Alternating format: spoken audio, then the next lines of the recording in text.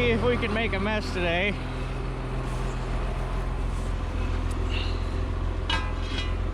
We got Thursday, like last half of Thursday into early Friday morning, we ended up with 3/4 inch of rain. And I came over here and kind of poked around in this field before I got the plow hooked up, and it's like a little greasy, like right on top, but I think it'll plow pretty good because we needed some rain on it pretty bad to soften it up. It was freaking hard. Gonna try plowing without a dual on the land side. This will be the first time for that. These are radials, so I'm kind of curious to see how well it works. If I had more time to get this thing ready, I'd have threw a dual on it yesterday, but I'd have had to do it in the morning, and I left the tractor sit outside, and I didn't want to do that, so we're gonna try it without a dual. But this field is shaped real stupid, so it's gonna be a pain in the ass to lay out, but I got an idea what I want to do. So I'm gonna make a pass up along the fence line, and then start back in the back corner, work over, work that off, and then work this triangle last. That's the plan. We'll see how well it works.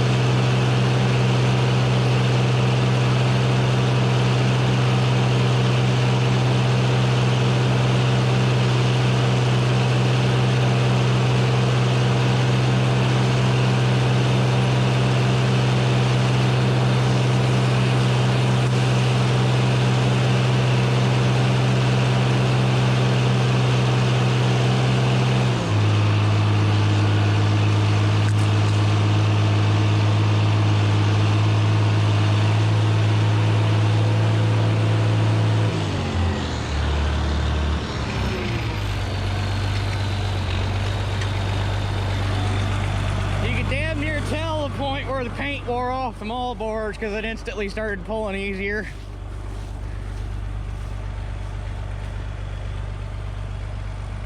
It's crumbling pretty nice, so I'm kind of impressed. I figured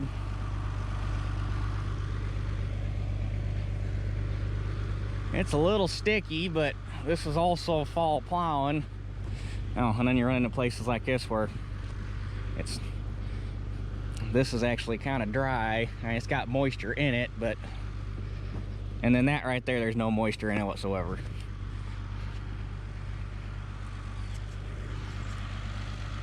So I think we're gonna keep rolling on it. And that front hill, you can probably tell I was spinning a little bit. That thing always lays kind of wet, but if 90% of this field's ready to go, I can pull through them wet spots all right. So probably help a little bit if I had the dual over here, but we'll see how it does once I actually drop in a furrow.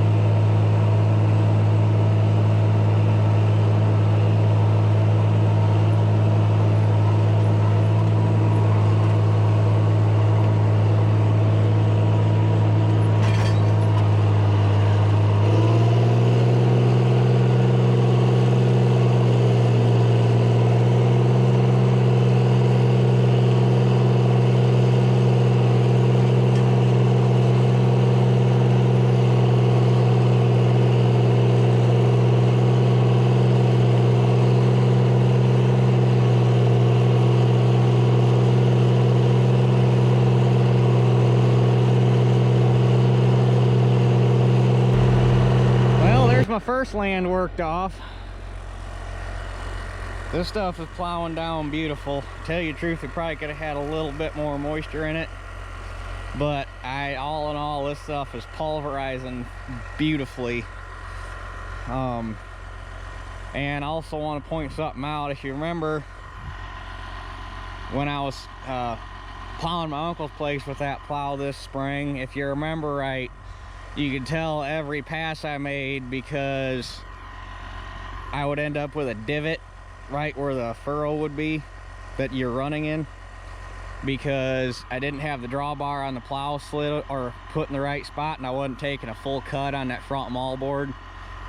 And after I got done, I got the drawbar adjusted right, and now if you look across there, it's damn near dead even. You can't really tell where one pass started and the other ended. That's what you want to look for when you're plowing, is a nice even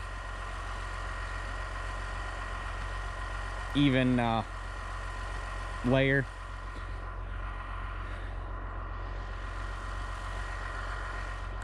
And this field, I'm working the headlands off instead of chisel plowing them.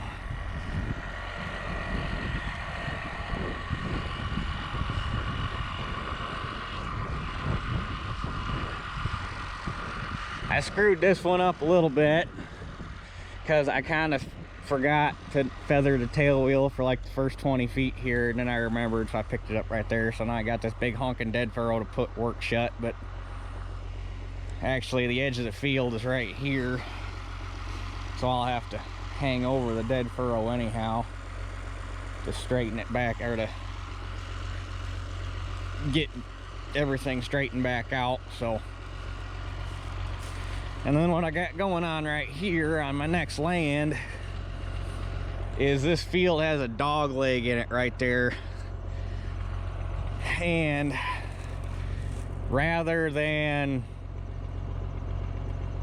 start over there and work this way and end up with a goofy little land right here that's like 3 rounds wide and a bunch of dead furrows, I'm just gonna work this, go down, pull out, deadhead back, go down, and work it like that one way until I get past the dog leg, and then shoot down over the hill. And then I'm gonna work the long rows off as one big land, so I don't have a bunch of dead furrows, because that's really not that wide anyhow. So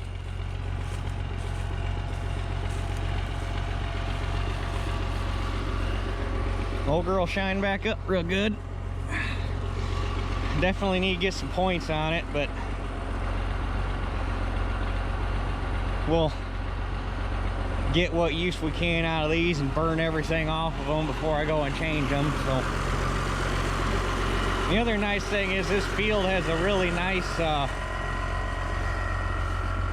nice layer of red clover, which is partly why I didn't want to spray it off after I got the wheat cut. I did come out here, I had 40 gallons left over of bean mix, and there's a bunch of ragweed starting in that corner, and there was some ragweed starting along the edges back here. So I sprayed off everywhere that the ragweed was coming in, and just let the rest go because I wanted this clover to take off, and it did. So that's a real nice plow down. But anyway, keep getting after it.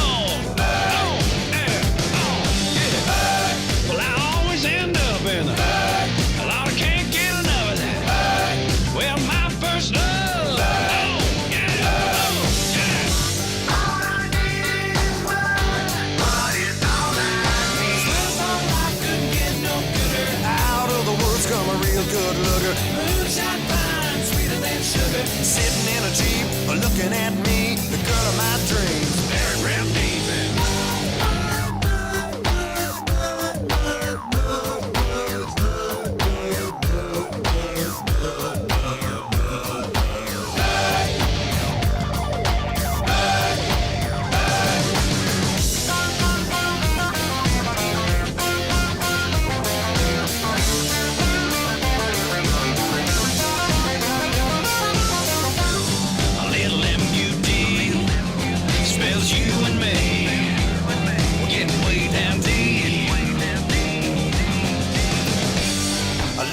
Clean fun, I'm gonna teach you some. Yeah, everyone I sing. All over your clothes, on your pretty little nose, all between your toes. Yeah, I always end up in the. Yeah, it's good stuff. Yeah, my first love. Mud. Well, all in all, that didn't work down too bad.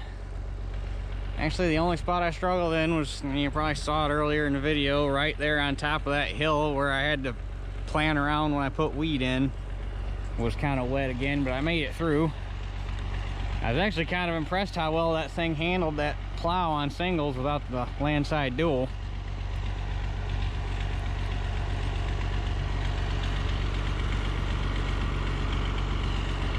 But the only thing I kind of made look bad is this headland right here next to the driveway. It had the grass in there was probably 6 foot tall or better. And I went to take my last pass up through there and shit was all matted down on the ground from driving on it. And every time I set the plow down, it'd right up on the mall boards and plug the plow. I think I plugged it 3 or 4 times just in that little stretch, and it made it kind of ugly, but it's done now. So